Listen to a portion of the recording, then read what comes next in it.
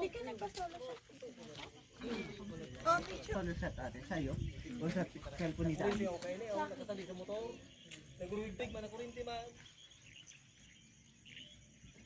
Basta yung pit ko.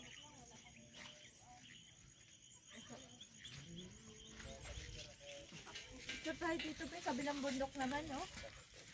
Kabilang bundok. Ayun yung Mount Mayon. May gigang mo? Ayun, umuusok pa oh. Ang lapit na namin oh. Ano, gigang ba? Ayun si Ate Yenyen.